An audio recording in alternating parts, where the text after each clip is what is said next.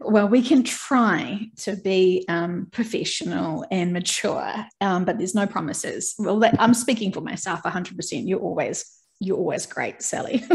Well, that's nice of you. Thanks.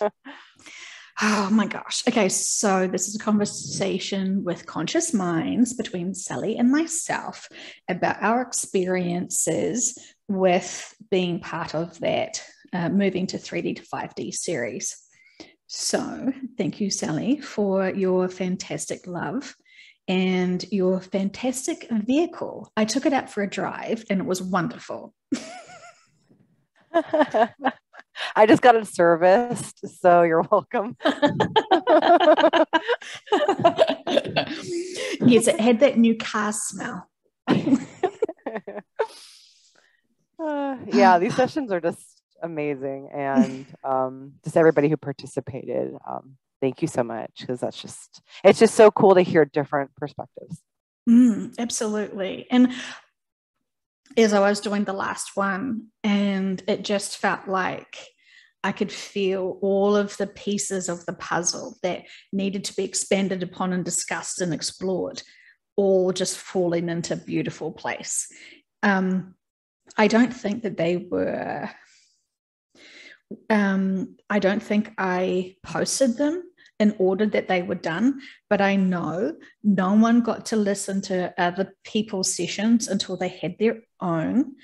And even though I wrote those questions, my subconscious felt like he was not personally aware of what you were wanting to say. He was listening very closely. They were listening very closely as if they'd never quite heard the questions being posed to them before. Mm-hmm. Yeah, and my subconscious also takes everything so literal. So like the questions have to be exact. And I just know that it was just a really cool project. Nobody knew what the questions were beforehand. Nobody talked to each other. So it was raw footage. And that's what I love about these conversations, because they are so genuine. They're so real, which is hard to find. I love these types of sessions because it's nothing really personal. So, when we're having a session and we're asking the subconscious to talk to us about our kids or something that's really we're emotionally invested into them. When we hear the practitioner asking about our children, our conscious minds rush back into that session to prepare ourselves. Are we going to react emotionally, or what are we going to do with this information? We're really guarded. But when it's these amazing sessions where it's not personal information, it's not prying, we can fully just surrender 100% into these sessions, trusting that this is just the subconscious having a conversation with the practitioner, and we're just being the vehicles of service. A taxi. Yeah. Yeah. And surrendering and allowing it. And I mean, just from what I noticed, it was really interesting because in my session they were discussing why people think New Earth is here on this earth, and they were mentioning that it helps with their hope, and they said the word hopium. And it was interesting to me because I perused the other sessions today, and one of the other sessions they said the exact same word with that question. A different person. I've never met this person. They said that word hopium. So they've said it twice now in two different sessions. It's amazing because when I did that, I'm that girl. What did I say? I always seem to try and I accidentally misquote things like. Yeah, it was hopeism. You said hopeism. Right. Yeah, which is like understandable. It's like the same thing from but they said hopium. And repeat it again. Yeah, they said it twice. Hopium. I definitely did not say hopium. I said hopism. Yeah. So interesting. Well, I listened back a little bit to my session today. So thank you very much for asking my subconscious all those questions and loving me and protecting me and all that through that session. And I got confused when they were talking about our lifetimes being scriptured. Because you know how I always say, oh, it's life contracts. I think I say that a few times, just as much as I say in terms of free. But when I was what they were wanting to say is your lives are scriptured in terms of a life contract. And I heard them say, no, the vehicle doesn't like the vehicle is confused, or the vehicle doesn't like this, or doesn't understand this reference. But they said what they wanted to say, but then also sort of reworded it that I could understand what they were trying to say to you. Yeah. They do have some words. So it's like they're trying to like provide the vocabulary based on what it seems like from what the vehicle can understand or can communicate back. Well, it's like we're translating the senses. We get a sense, an impulse, and then we have to translate it, transcribe it into words. But I was so deep in that session. I remember they knew that I'd asked one question. And I could not use my memory to access what I'd asked. Like, come on, Joe, human, give us the word. Do your work, monkey mind. Yeah. It's so interesting. Yeah, because they translate the feeling, like they send the feeling out of what they're trying to show us, and then we have to. It's like trying to figure out vocabulary-wise, how does it match?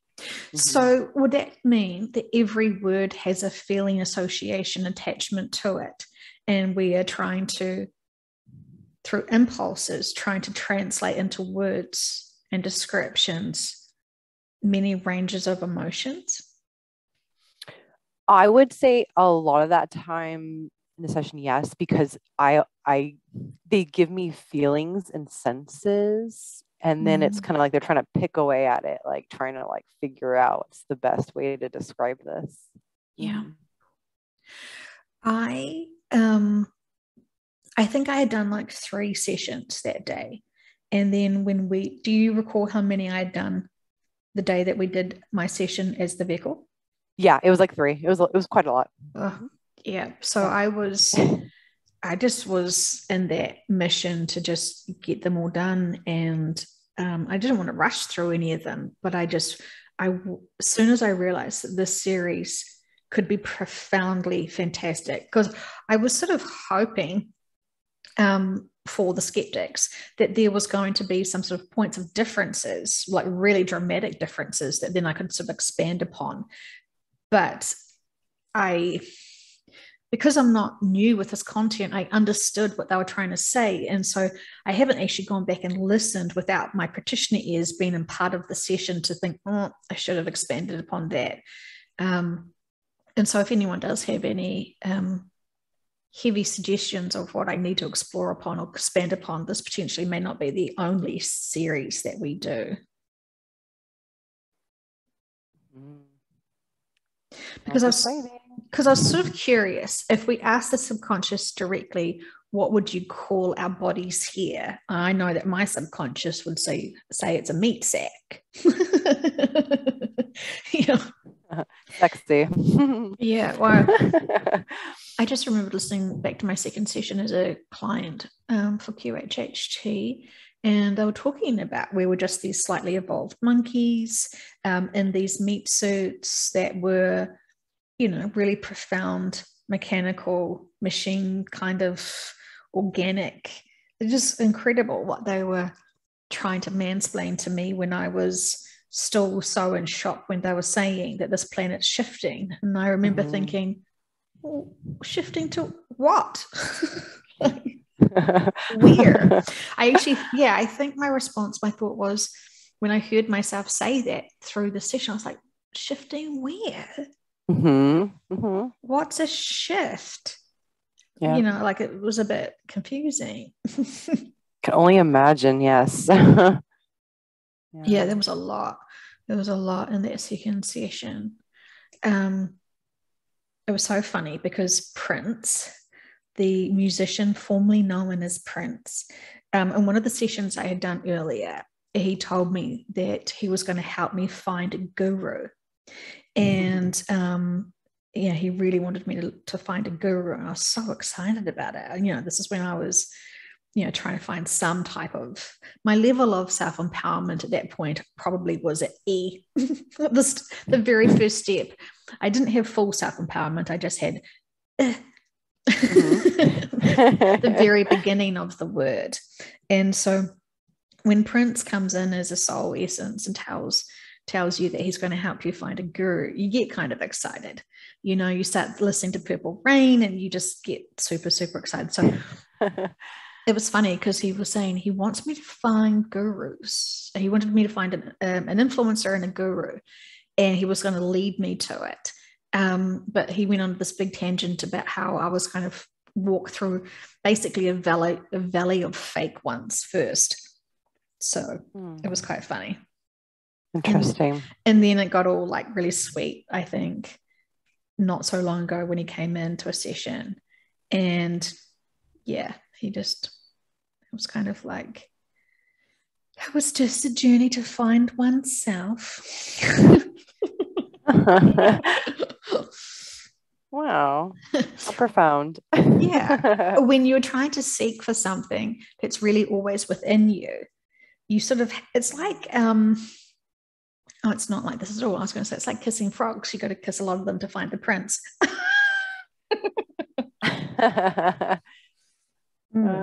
Anyway, that's very cool. So was the entire journey really to find yourself as the guru? I guess so. It was about your own journey, and not trying to compare, but just sort of see what you could learn from each other, and not let it define you. Not let someone always be your leader, be your guru, be your whatever you need. It's always about trying to improve yourself constantly, not just trying to find someone and latch on and let them lead the way. It was about tasting all the pies and then turning into the pie. Potentially. Yeah, so it's very cool. It's, yeah, I mean, influences are all just stepping stones, aren't they? Yeah, because how else would you know? Like I found my journey, because my journey was so long and it was so overwhelming what they were doing. They wanted me to see everything. So I just noticed that it was actually allowing me to learn discernment and feel within myself intuitively. Does this feel accurate? Do I feel good, more empowered? Do I feel less empowered? Does this feel right? So yeah, I definitely feel like it's just part of it. Yeah, absolutely. Absolutely. I had a session the other day and I was asking the client's subconscious if she ever got triggered by anything she heard in my sessions, just out of curiosity.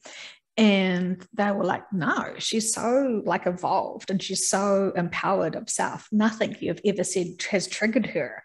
And I was like, damn, that's impressive, because as part of my life purpose and contracts is to find people's sort of weaknesses and not destroy them over it, but more like shine a little light on the fact, hey, this is a weakness. You can empower yourself through this, because this is either like a false assumption that you've got of yourself or something. And yeah, it's been a very interesting journey, that's for sure. Yeah. And I feel like too, like I feel like at certain points in time we have all had to be that mirror for others, and in turn others are mirrors for us. So it's definitely important, even though it doesn't feel good sometimes, but it's sometimes it just happens and you don't even control it yourself. You're just like, wow, this must have been for a reason. Absolutely. Sort of, you're taken over to play that role, to play that part, to be Yes. of service that way. Yeah, absolutely. It's interesting. I just, for some whatever reason, we were talking about people who attract their frequency vibrations to others. They sort of, you know, whatever vibration you're at, you attract that like for like. Mm-hmm. And I just, for some reason, it just reminded me of when people go into sort of a dip into density, then you can either feel that they sort of aren't attracted. You're not attracted to them to like reach out because you just feel like, oh, they're a little bit heavy right now, and it's sort of it's so interesting. Like the old Jo would have been oblivious and just still tried to, support her friends and empower her friends by being in their faces and doing everything for them or whatever, trying to see what I can do to make their days amazing, and now if I can feel someone that's in deep sort of density, I realize this is their time for them to empower themselves for them and to find their own way through it, knowing that there's always people supporting them when they're through it. Yeah. I agree because I know when I've had my moments and being in density, I tend to stay away from people too. I tend to really go inward. Like I really really like that because I don't really want to share that energy with others, and I like to figure out where it's coming from, and then that helps me to feel it and not be embarrassed. And I notice when you actually allow yourself to really feel it, really allow it to just be there and then work through it, you can definitely release it. But it's almost like you got to just go through that process. I think being honest with self about what you're feeling and what you're thinking and what you're going through without judgment, that's a huge thing because we all want to sort of be our own critics. And so if we're constantly judging ourselves for just being, then we don't want to think about anything because we just don't want extra criticism. So we don't take accountability for any of our actions or behaviors because we don't want to critique it. We don't want to explore it. We don't want to own it. We don't want to look at it and see how we're responding to things.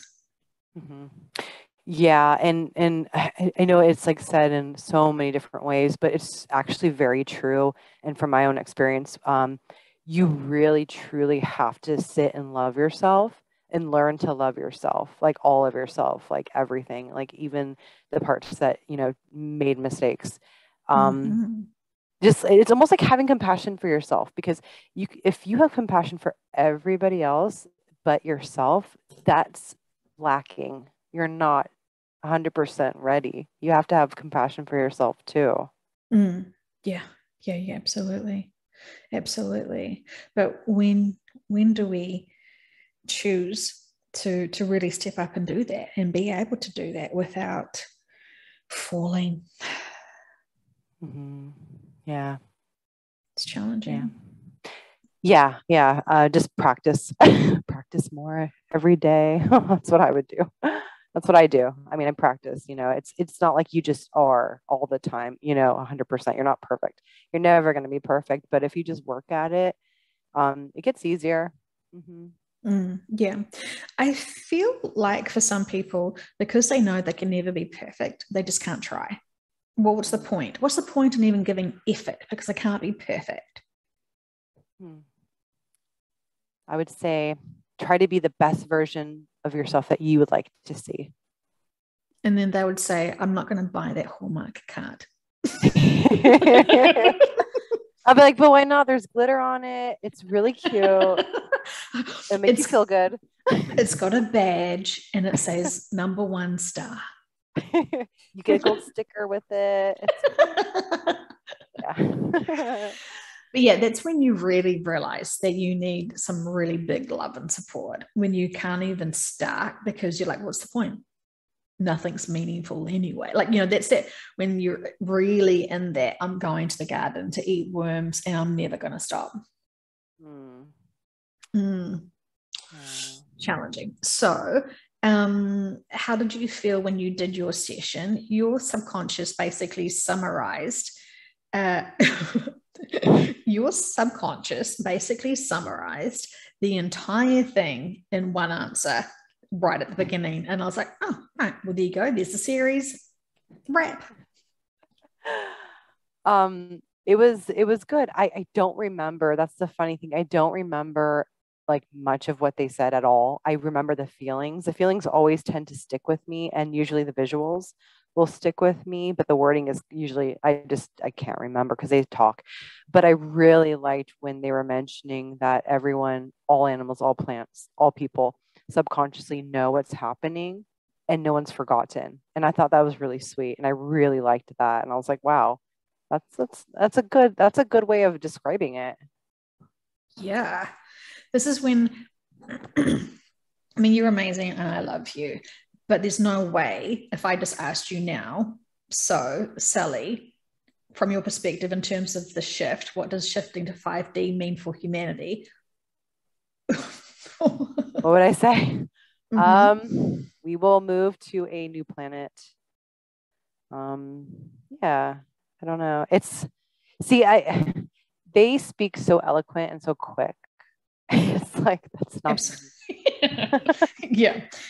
So your subconscious's answer was to that question, and I'm not even going to pretend to like speak your soft, smooth self, because your voice is incredible when you're in these sessions. It's just so relaxing. So I'm not even going to pretend to do American accent either. I'm just going to try to read it without the jokes, because this information is a gift. This message, this answer is a gift. They say, there is so many meanings. We are releasing what we are holding on to, which is these carbon-based bodies, into our crystalline forms, moving to a new planet. This planet can no longer sustain life much longer. And all are aware of that subconsciously. All animals and plants and humans, no one is forgotten. And it completes me. If I was going to have a t-shirt or a card, that would be it. That would be, if no one's going to be forgotten, that means that, we're all in this together. We're all one. We're all going through this together. We can all support each other. We can all love the shit out of each other as we can honor what this planet has gone through and what it's evolving into. And knowing that everyone here on this planet is special, deserving, loved, and important to be able to help with this massive adventure that is just around the corner. Mm-hmm. Yeah. Again, it's just the thought of it. I find it to be so humbling, and that's why I just have even more compassion and more drive to be so caring towards people, because it's like I'm just looking at them and being like, wow, you guys are here for such a huge reason, and bless you for that. God bless you for all of that, and thank you. It's courage, bravery, it's everything all rolled up into one, so it's pretty spectacular. Yeah. And more than just, these sessions are so ridiculously intensive. They're so intensive because, when I'm not in these sessions and I'm avoiding my washing, I'm doing so much other things to distract myself from, being, a mother of little children and trying to, live my best kind of human life. And then I do my work and I do these sessions, and all this information comes continually flowing through. And I'm not Mrs. Impatient screaming at them, are we there yet? Come on, you effers, let's get on with this, because I'm very much aware that, most of my friends in mummy land have no consideration for what's to come. Like, I think about all my friends with their children, and I just think, like, I do sessions with clients and they want to ask about the shift because they want to know, like, when the laser event happens, for example, are they going to be home with their children?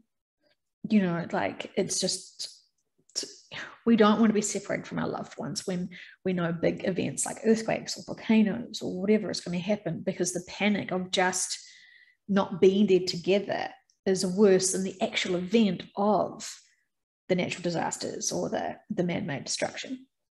Mm-hmm. Yeah. Mm-hmm. Yeah.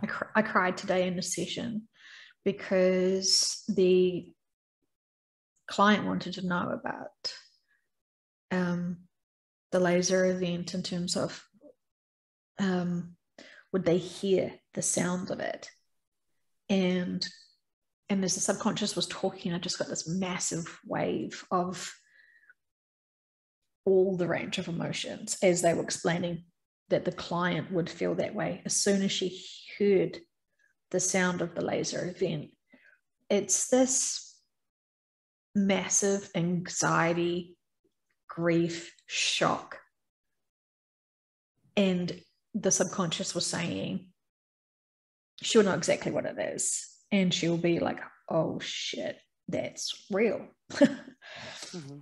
But also just that anxiety, the panic of everyone that feels it at the same time. The event is pretty intensive.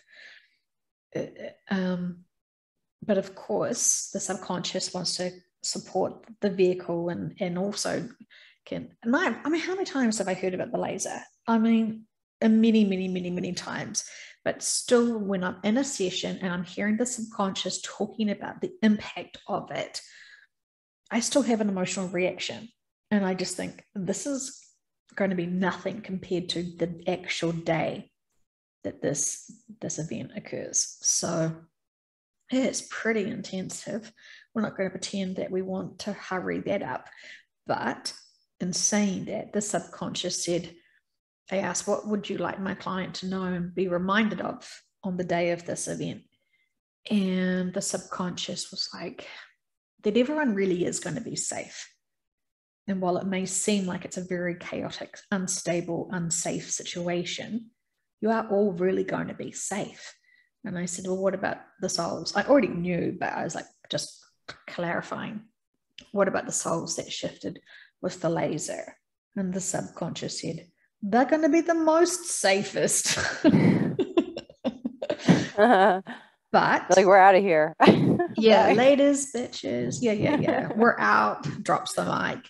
Yeah. So, but we are not going to remember that, are we? We're going to be in grief and mourning and shock and despair and heartbroken for all of that tragic loss.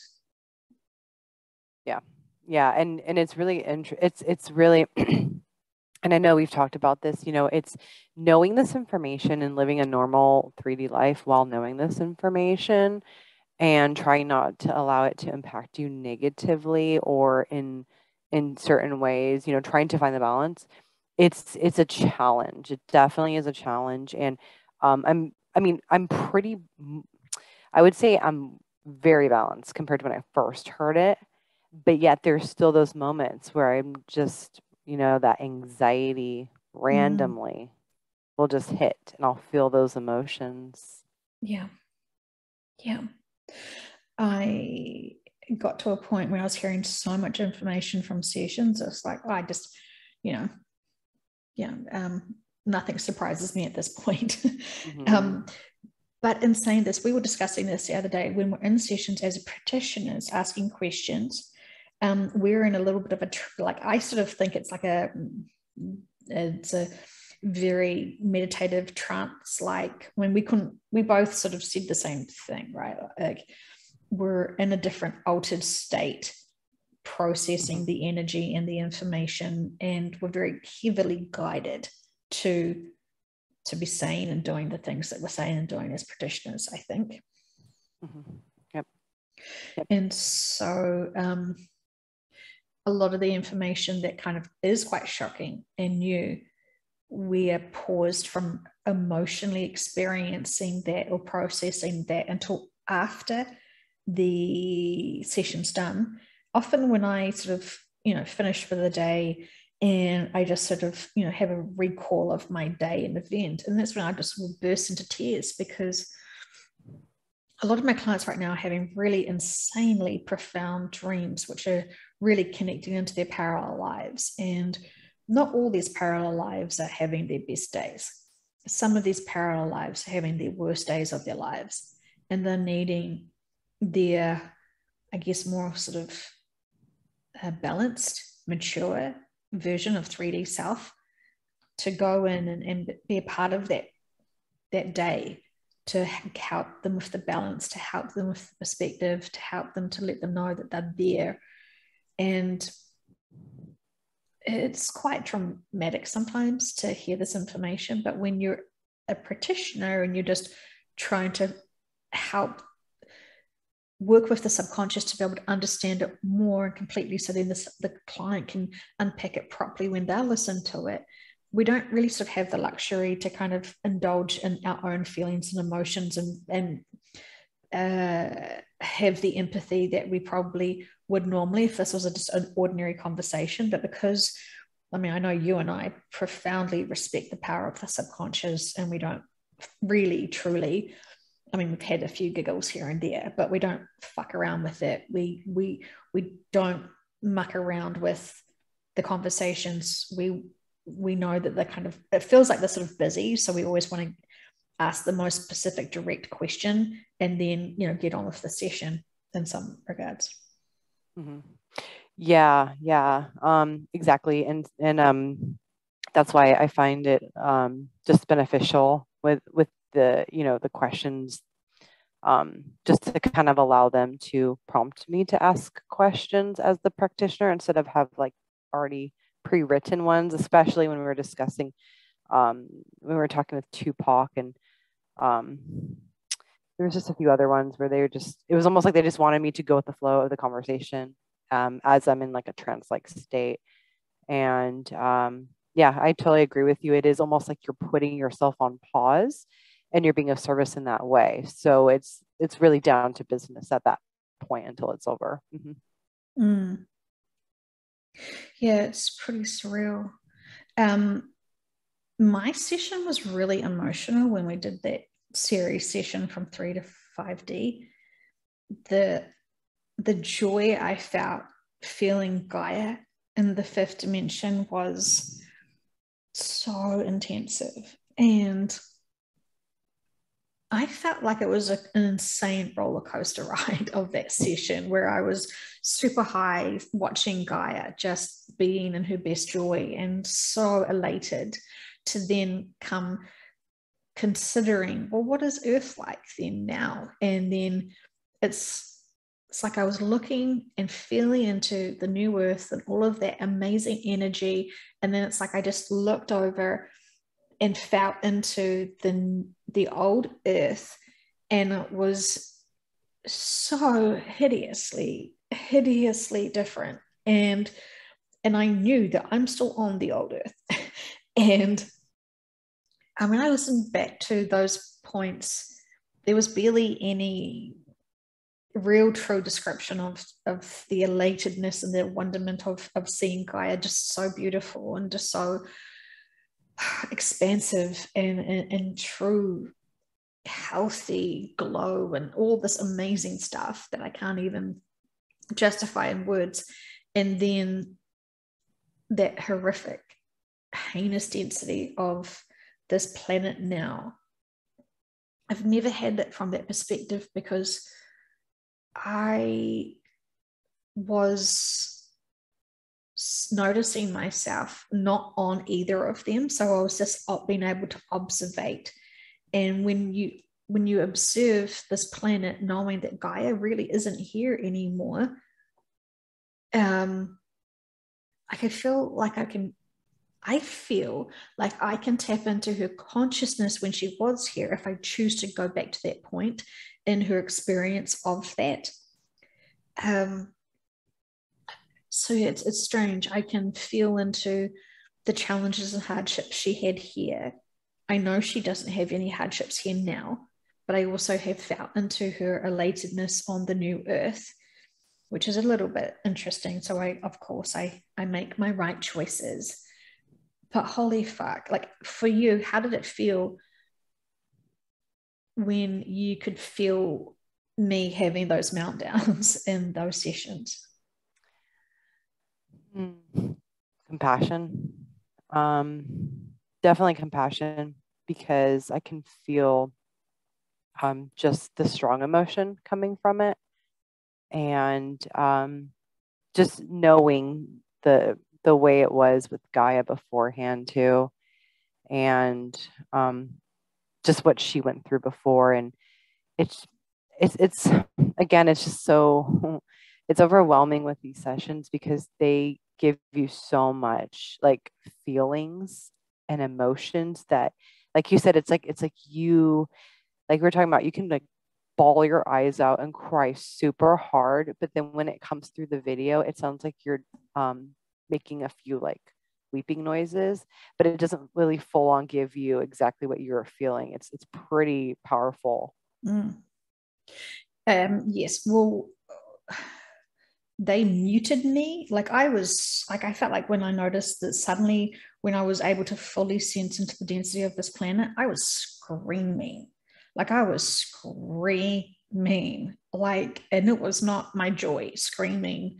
It was like, I don't like, and I did that on that girl video the next day when I was still in that density, which was, I'm grateful for that experience because I cleaned house in terms of some of this old inner work that I hadn't really wanted. I had explored it a little bit in sessions, but I hadn't truly sort of really just sat with that density for a bit and could bring myself into my present day, knowing that that's not how I'm living now and all this sort of stuff. And yeah, it was really profound, a great opportunity for me to do my inner work. I used that density really wisely.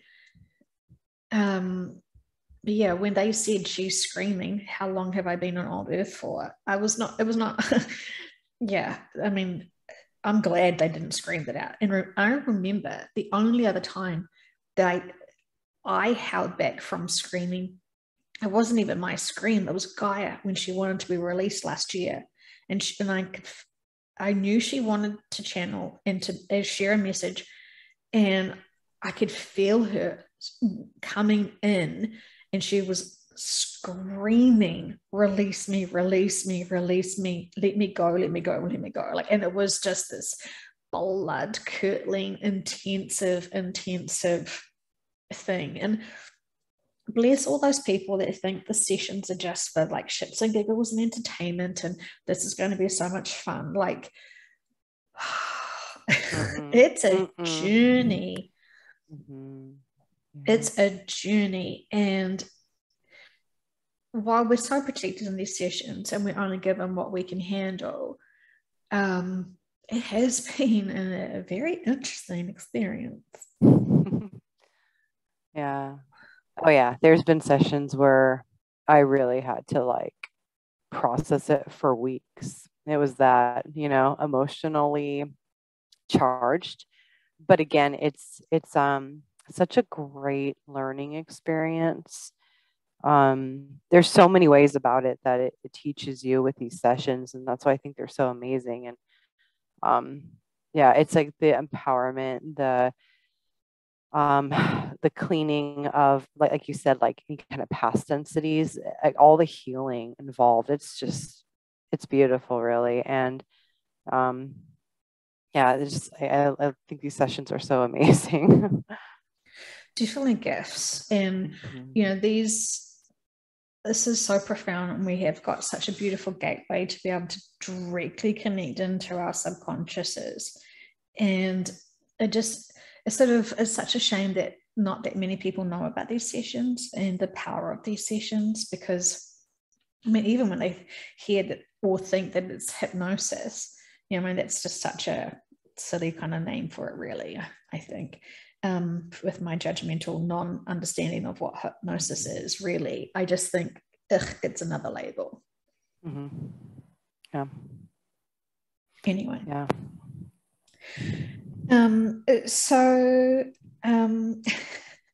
Sally, when I was listening back to my session and you were asking some questions about the new earth, could it be said that you ask my subconscious about reproductions just because you've got a filthy mind and once again you want to talk about sex on the new earth? Is this a theme with you?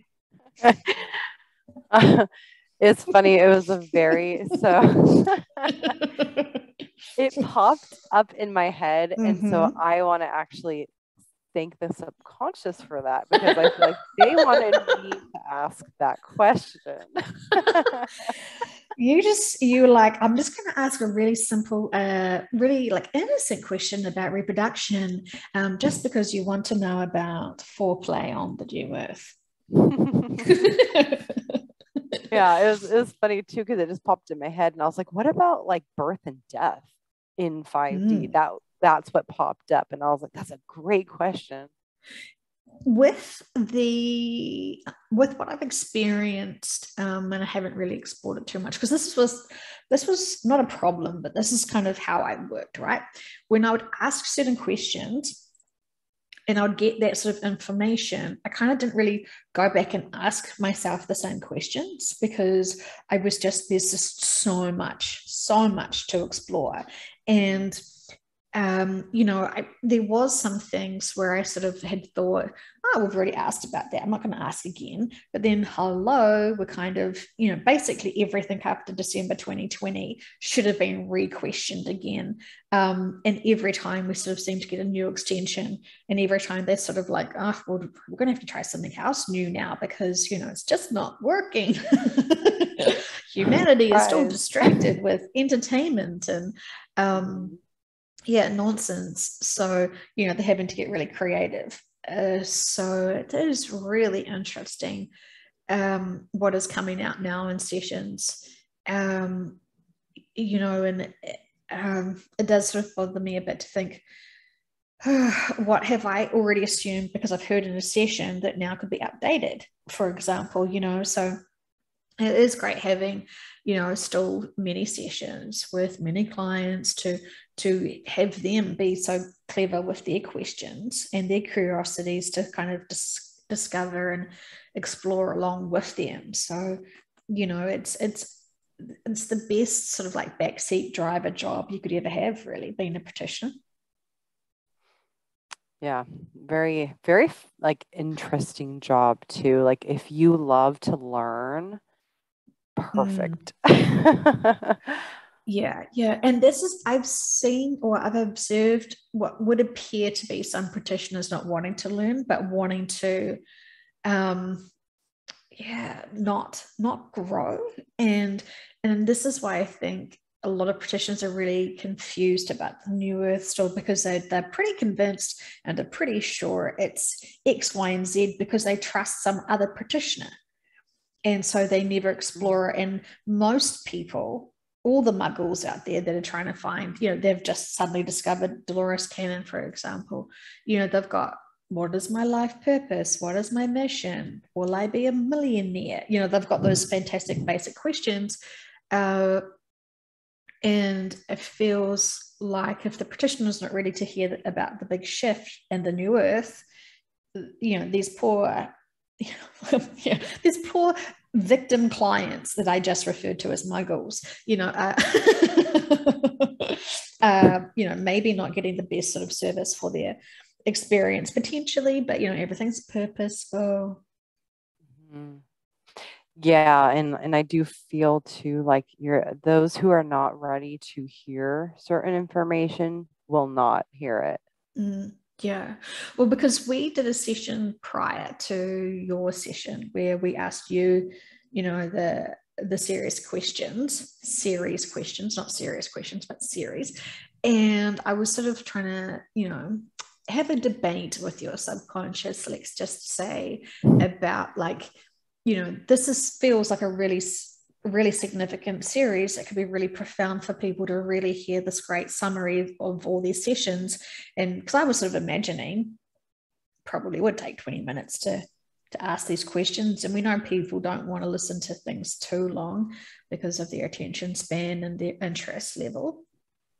And, you know, your subconscious was like, well, if you want to use your free will to do that.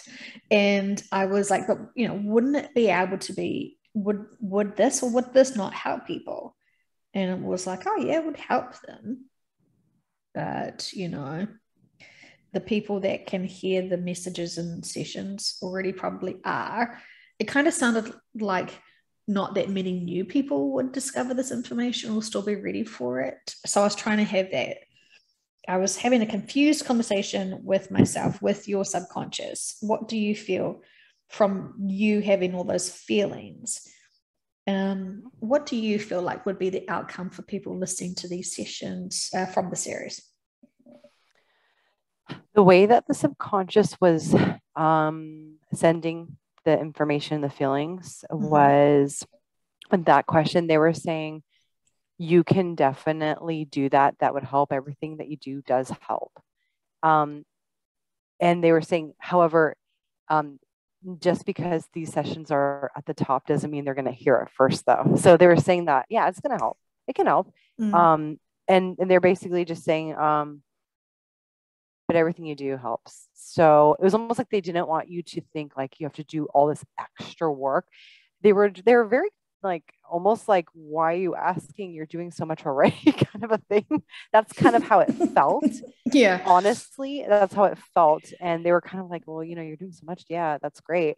That's great. That's always great. You know, they're always, you know, it was kind of like that, you know, feeling. I wanted to like just run it through a subconscious first before, you know, trying to get other people involved and potentially maybe wasting their time. Even though I know these sessions are really profound, I really just wanted to make sure that this was what the subconsciouses believed also was the most appropriate time. I mean, if I was going to explore it probably better, I guess I'm a little bit scared to ask them about this. So, you know, and I'm just kind of just sharing this with you just privately now. But, you know, I was a little bit nervous that they're going to say, you need to write another book or something like, you know, so I was kind of like, I was worried when I was asking them, like, do you think the series is going to be enough? Is this going to be okay? Will this be good? Will this be able to help new people, more people hear the bigger truth?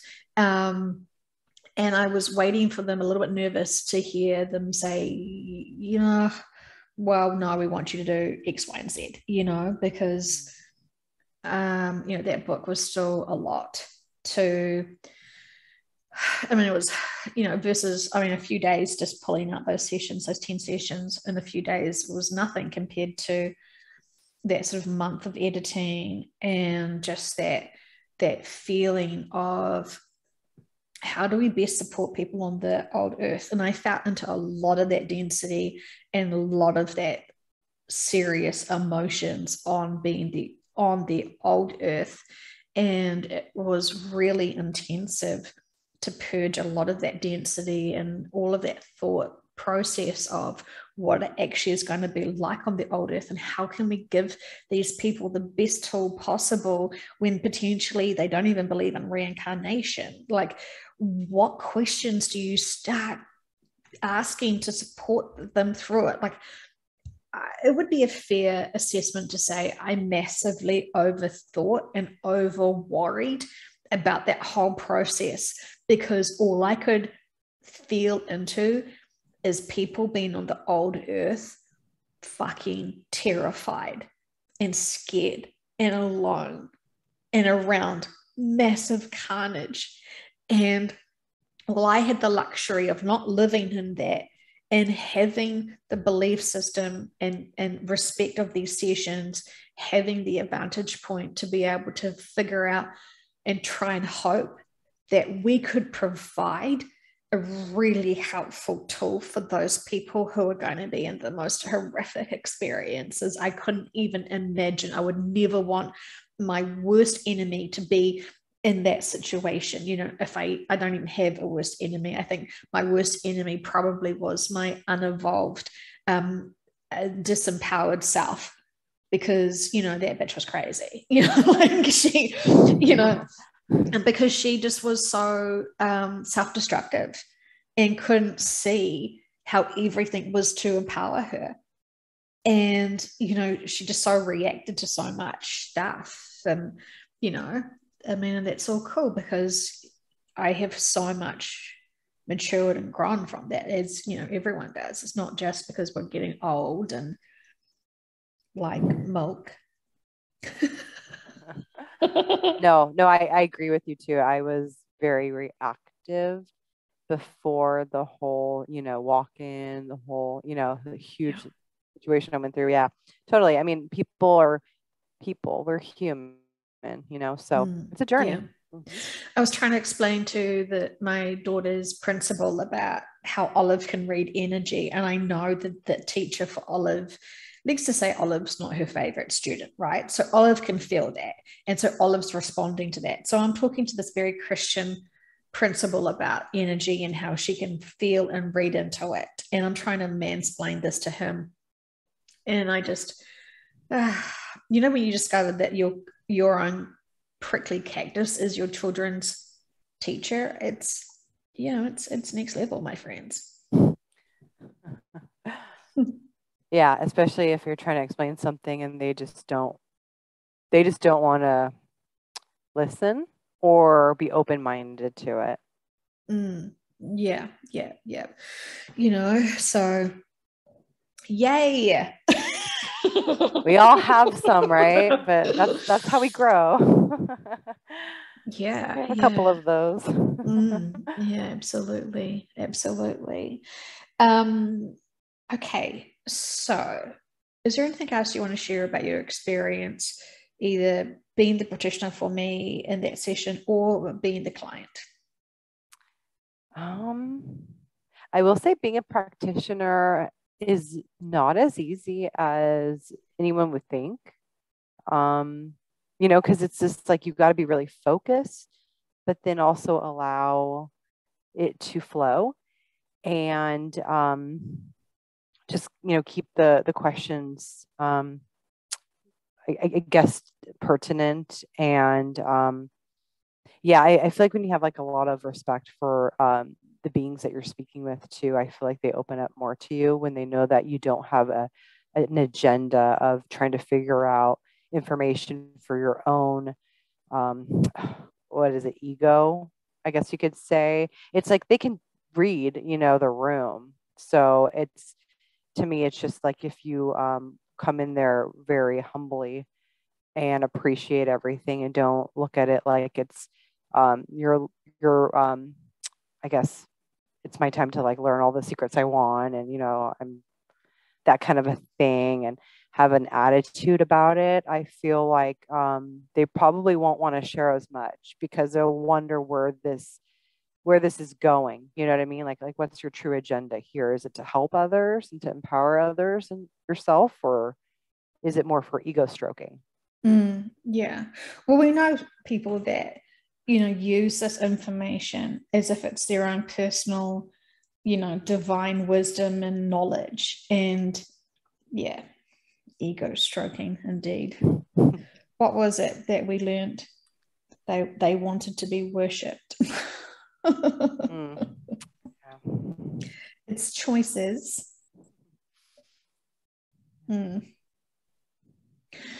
So yeah, it was I was doing dishes and a whole lot of other stuff when I was listening to the last part of my session, and you were asking about the egos and stuff, and they sort of said that regardless of whether you've got a small ego or a big ego, they're both being overworked.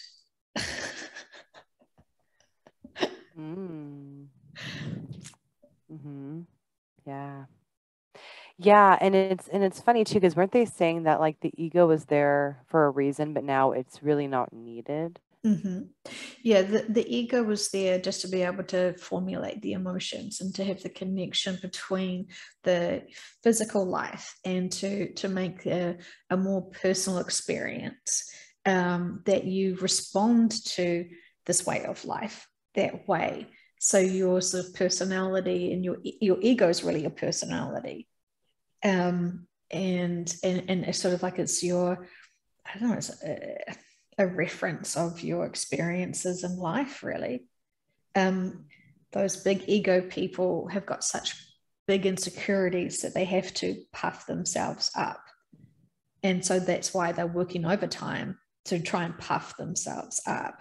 Whereas those small ego people who don't feel like they belong and they don't feel like they deserve to, even take space in a room or even share comments on internet to be a part of something, because they just don't feel like they are even entitled or worthy to add and contribute. So they're using their ego in overtime to belittle themselves and limit themselves and not even participate. I wonder, suggestion wise, would it be good to like intentionally know this and realize that the ego doesn't have to be at the forefront of your entire life? Yeah.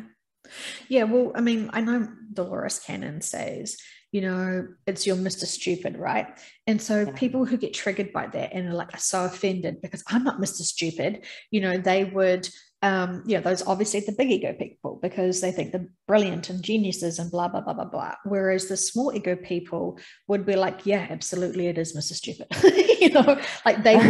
They would agree. So however you respond to that statement is a really good classification of where your ego's at.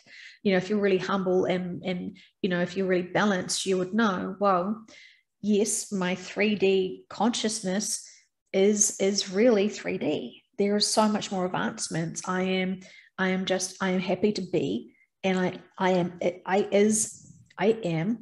is human, and I understand that human is not the center of the universe or the master of everything, and I'm one part and aspect of source and the divine while I'm still being human.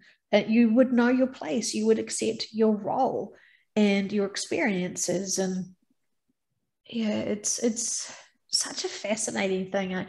And as much as I'd love to have technical labels and so much more understanding of how everything works, I also think that could probably limit as well.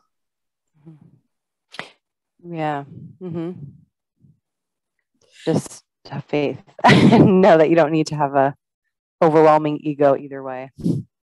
Yeah, absolutely. Just be happy with who you are, knowing that you chose this for a very significant reason, because you are the best you. Wherever you're at, you are the best you. So making each choice, not next week, but each choice moving forward, because we're constantly making decisions. Are we dismissing things? Are we not noticing things? Every second, we're making choices. And we are completely in control of those choices, regardless of whether we know it or not. We are. It's so powerful when we realize that we are completely in control and have full choices of what we do. Yeah, that'll make you really think, should I or shouldn't I? Yep. Yes, absolutely. And then we sort of pause and worry. Oh, what if I make that choice that I think is going to make me really happy? It's not going to make other people happy. I can't do it. And so how many times have we chosen not to do something for ourselves because we have this stupid fucking assumption that someone's not going to be happy for us when we're happy for ourselves? Yeah. Yep. Or people will, they won't go ahead and do what makes them happy because they're worried, what if it makes somebody else unhappy if I choose this? Yeah, Think absolutely. about other people. Well, the thing is, and this is very true, no one likes to see a happy person. That fucks us off, doesn't it? Someone who's in love and happy. I love it. I love it when someone is truly happy in themselves and just being comfortable in their own skin and wanting to explore topics and evolve and question things and laugh and have fun with themselves and with others and be real and not pretentious assholes. Like, I think that is the most attractive kind of person that I love to be around, because they're just fun to be with, because they're fun, because they know how to have fun. They know how to be real. Mm-hmm. Yeah. And I feel like you can also like feel their intentions and their integrity. So it's like people who are like open and pretty honest, they're not hiding anything, and you can tell. I mean, everybody is pretty intuitive. Everyone has that gift of intuition and energy, Absolutely. so you can tell. Yeah, you can tell. This is what always cracks me up when we have spiritual fakers or spiritual bullshit con artists, where it's like they kind of sort of know what they're doing, but don't quite know. And it's like, how can you be wanting to attract lots of spiritual people into your life and project out that you're the something when you're full of it, and yet people can, and it's almost like they're oblivious to the fact that people can call them out for their, when people can know that they're fake. But it's like they just so inflated with self-ego that they can't possibly imagine, well, if I'm lying to myself 100% of the time, everyone else should buy into my lie. Yeah.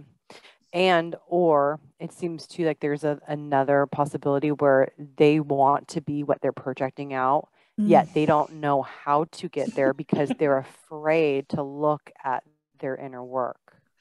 Fake it until you make it doesn't quite work in the spiritual world. Yeah. Because it's intuition, and it's that might work really well with like social media and like influencers on Instagram potentially, I guess. I'm not too sure, but you can't fake true connections to source. You can't fake true honest connections to consciousnesses and working with energy in a real honest way, because soon as you start changing, and soon as you start having the agenda for something else that's not pure for humanity's best interests, you will be taken offline very, very, very, very fast. Very fast, very fast, very fast. And a good moralistic person would be able to be honest with themselves, to be able to check themselves, to know where the inner work is. Yeah.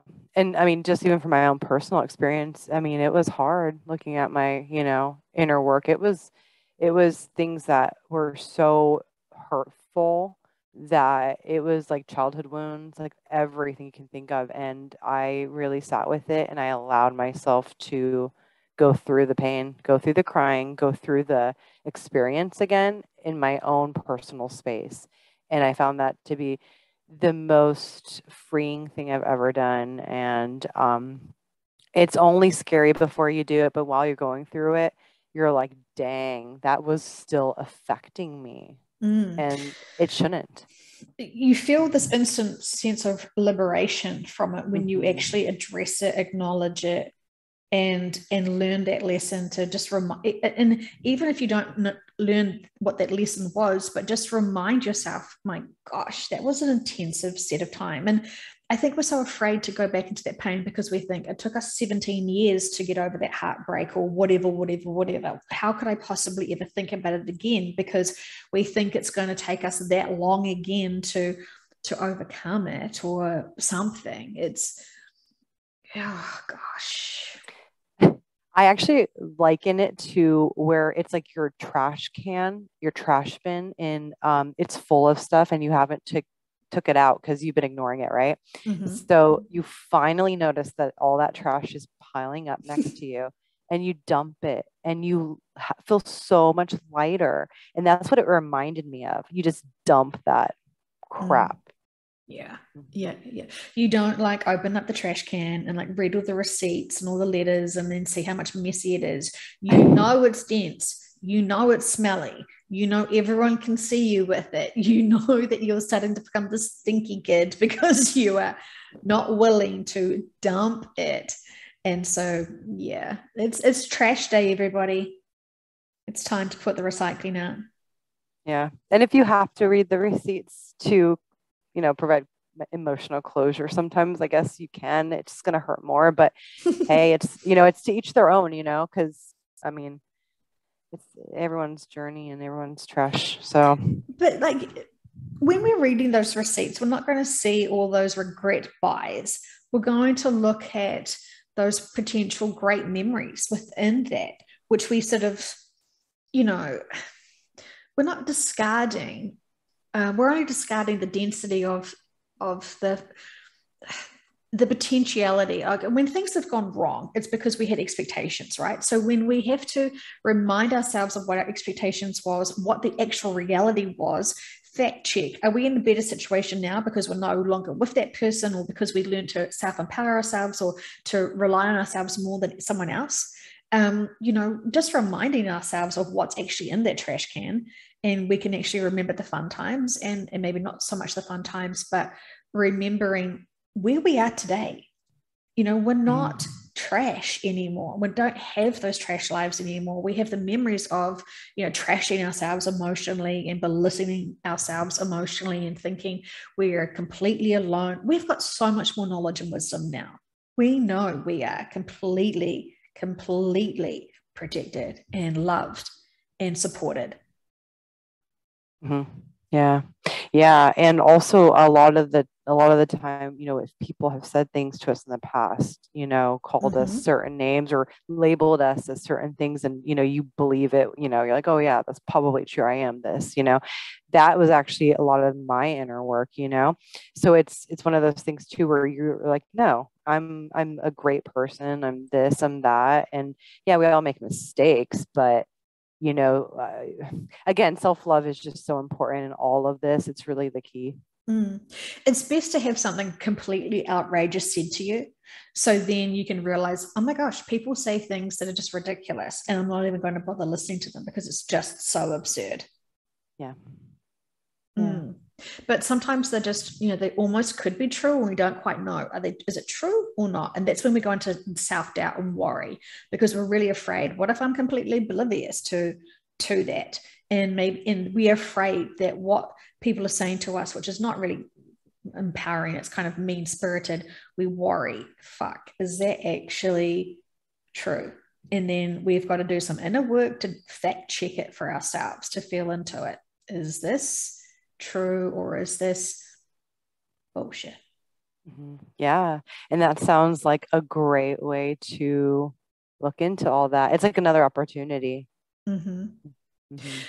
We always remember the shit things people have said to us. I remember, being a creative person, I've done lots of artwork, and lots of it's around the house. And I remember someone making a comment of one of my pottery pieces. And I swear to goodness, every time I see that pottery piece, I still remember the words that were said.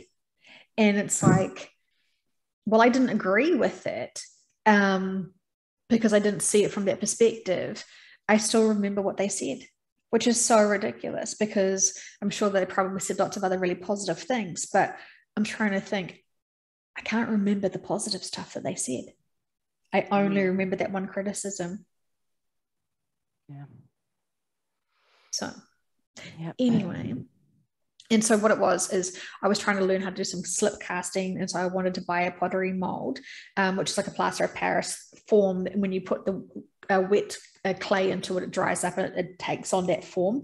And the only mold I could buy at the time, or find at the time, was these baby doll heads. And so I was practicing slip casting and a whole lot of stuff with these baby doll heads. And so I had a big bowl of these baby doll heads, right? And my friend was like, that's fucking creepy. And I was like, all I could see was the different types of clay and the textures, and how the clay was working with the molds. And I saw it as a total technical work piece, and all she is seeing is these creepy baby dolls looking at her. And I'm like, it's just different references of clay and different temperatures, and I was reading it completely different. And so that's just to explain it. And so there's that. yeah. And yeah, so sometimes it's better to not listen to what others think about you too, and judge yourself based on that, because it's, again, we're in 3D. But totally, like now, I think if I went to someone's house and didn't know any of that stuff, and they've just got this big bowl of baby doll heads like sitting there, I would be like, that is fucking creepy.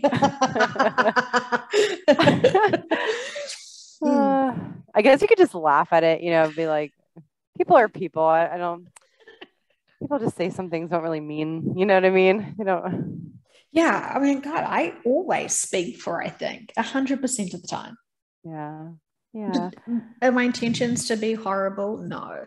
Are my intentions to try and figure out life without it destroying me? 100% yes. Yeah, we're all on that journey, it feels like now. Totally. I just feel so much lighter knowing that series, I feel, is really proud of it. I'm really, again, honored and humbled to have all of the SCs, the subconsciouses, all of them come through and just share this amazing information with us. And, I just feel like this is going to be such a clarifying series for many people that still haven't kind of worked out the big significant things that are coming. And I mean, my heart goes out to some of those people that are probably listening to this information for the very first time and have got, the sweats going on, the cold sweats of holding their bodies tight and panicking about, are they going to the new earth and are their family going to stay on the old earth, and all that sort of stuff. And we know most people that we know are going to stay on the old earth, because it's only the certain people that get to shift prior, or certain events and certain locations and certain countries do. But I feel like for most of the people that I know, they are going to be here on what we would term the official old earth.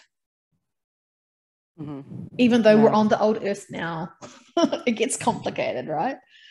Yeah. And I really liked that the sessions, it was really cool to hear the different personalities of the subconsciouses and the different perspectives. So like based on the geographical location, they were describing different old earth. Yeah. Kind of like time frames, I guess you could say, but it was just really interesting because it makes sense. It's like, okay, geographically wise, the United States could see the old earth as right after the laser because of what's happening there. That makes so much sense versus other locations. Yeah, absolutely. That are going to be more sort of impactful to them. What I do find a little bit sort of, which I kind of, I respect this, and I understand this, and I know that people just have to accept this themselves. But when I talk to like my clients and like when the vehicles are speaking with their conscious minds, and taking the wheel,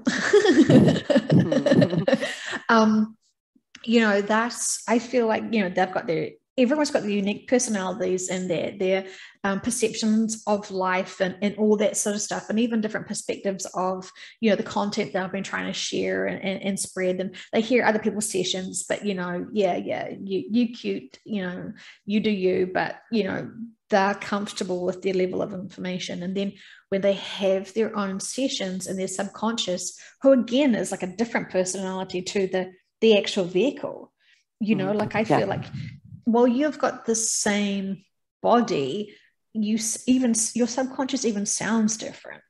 It's got a different temperament, there's a different energy. I mean, both I love and adore both of you. I don't have a favorite, but it does have that sense of, that's definitely your subconscious versus, well, that's definitely Sally. And yes, I felt that it wasn't really my subconscious speaking most of the time in my session. It felt like it was these other higher beings that were being of assistance and service. And I felt like there was a lot of beings in and out of that session with myself. And I can't speak for everyone else because I haven't asked them, did you feel, because it's impossible to really to know. It's, there's so much that goes on. I can't imagine ever we'd have just one singular being answering just the questions themselves, like it would be, they always seem to have a team to make sure that this is the most appropriate information that needs to be shared. Sometimes there is a little bit of a delay where they're just double checking, can they hear this, are they ready for this, what is the session for, who's going to listen to it. And there's so much that goes on behind the scenes because we have been given information that has delayed the shift. We have been given information that we've shared that has kind of been problematic. So whoopsie. Yeah. No, I know. I agree. They weren't Yeah, things are, even they get surprised. Even the higher beings can get surprised by events, Yeah. which is interesting. Well, they sort of feel like humans are so predictable, they're unpredictable. Like I can't remember what they were sort of saying. It's like they've got such a, they're so unpredictably predictable that they're unpredictable, because it's sort of like we're just our own menaces, and yeah, I know I need to go and listen back again to my second session as a client in QHHT, which was, early March 2020. And, God, they were saying so much stuff. And, it was quite a lot to listen to in that session. It's still, could take, I haven't actually listened to it much at all. And, it's still big pieces of the puzzle, but I understand and respect that the information that we can get and share is the most appropriate without getting stuck into small details and things that really are sort of red herrings. Mm-hmm. Yeah. It seems like they they tend to do a good job too of assisting with that, the subconsciouses in the sessions and the other beings. Like they do a good job of keeping the conversation around about to what the answer is. They'll go off in tangents, which is, I think, adorable because they share so much other information that I never would have asked for, which I like. Well, it was interesting because I heard that in my session where they're like, "Oh, so we've actually overshared, and you haven't asked us this." And I think that used to be a problem.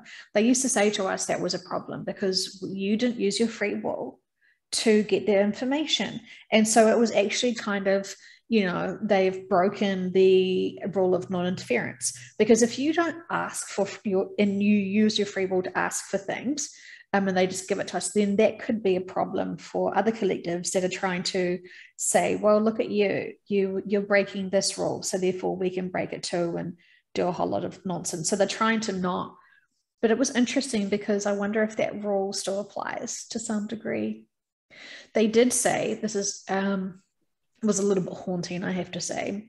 They said that because of the state of basically, the planet has a no resuscitation order, and so does humanity, right?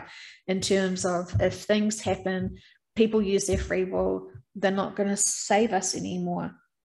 It's like we don't need to be saved anymore from keep living. If you're going to shift, and if this is an exit point, shift. It's going to be easier for more people to shift. So as we know, I don't believe, I have not heard in a session there will be a nuclear war or a nuclear bomb, but I've heard lots of other things that are going to be exit points that we thought we had sort of covered and sort of dismissed. So they know that everyone needs to shift one way or another as they're evacuating this planet. So things that they would have protected us from prior, there's no point for it anymore. So it's kind of like whatever comes will come, and they will help assist each group of beings that shift at these certain events. Wow. Wow. Sobering, nay. It's like, oh, okay. Very sobering. Yeah. But, humbling. But, wow. Again, I mean, I don't feel like, if someone tried to it's all contracted still, right? So they would know, and I feel like, certain things, they still have complete control over the situation, right? But it would be, well, they could go in this event, it's a natural disaster versus something else, and they would be weighing everything up, but it's kind of like, what would you be able to gain in the time from exiting now to say later on? Are you going to be of significance and to be able to, and very purposeful, and do you have still karma, and do you still have a whole lot of experiences that you need, or is it actually cool to go now? So they make these decisions all the time, and I know that lots of people get really upset when people exit and die, from our perspective, still here in the 3D. But in reality, every exit point is not an accident, and it is divinely approved, and the soul is in agreement, and all is well. Mm-hmm. Yeah, that makes sense, especially now, because there's no more reincarnation on this earth ever, like after this. Yeah. Until the very, very distant future. Who knows when? Oh, yeah. Yeah, absolutely. Yeah. So trust was still protected. Trust, we are still going to be, given the best experiences that we can to be able to have the opportunities for our, if you've got karmic contracts and ties, you still have to, honor and obey them. It sounds like you've just married that karma, haven't you? So death do we part. Yes. First marriage for me. That was awesome. Yeah, isn't that funny? Yeah, I'm not a fan of contracts, but I guess I'll do that one. Yeah. We should explore more about what they were saying about how it was. It wasn't scripted; it's scriptured. Something like a from a sort of from a Bible, like it sounds like a scripture. It scriptured. Our contracts, our lives here were scriptured, which sometimes they just sound like old men talking to us, don't they? Like with some of their language. Like they've just brought out so many words that I've just thought, wait, is that even a real word? I've had to go and Google quite a few of them. Okay, my friend, I love you. I know that we could talk forever, so we should stop, and then you can have a good night, and because it's a school night for you, isn't it? Yeah, it's a work night. Yeah. Okay, well, for everyone that's been listening to this conversation, you have always been with us. We have always loved you so much, and we've always known that you have been on this journey with us. And we've always tried to do the best we could, not just only for our own experiences and curiosities, but also as a partnership with you guys, because not everyone can do these sessions, and we understand that. But our love and responsibilities to support everyone, including you, has always been part of our mission to be able to be of service. And I know that I always love to be of service the best I can, knowing I'm still very much human. Any last words? Just wanted to say thank you all for being a part of this journey with us. We really do love and appreciate you. And yeah, let's all just grow and learn together. Oh, yay. Jazz hands.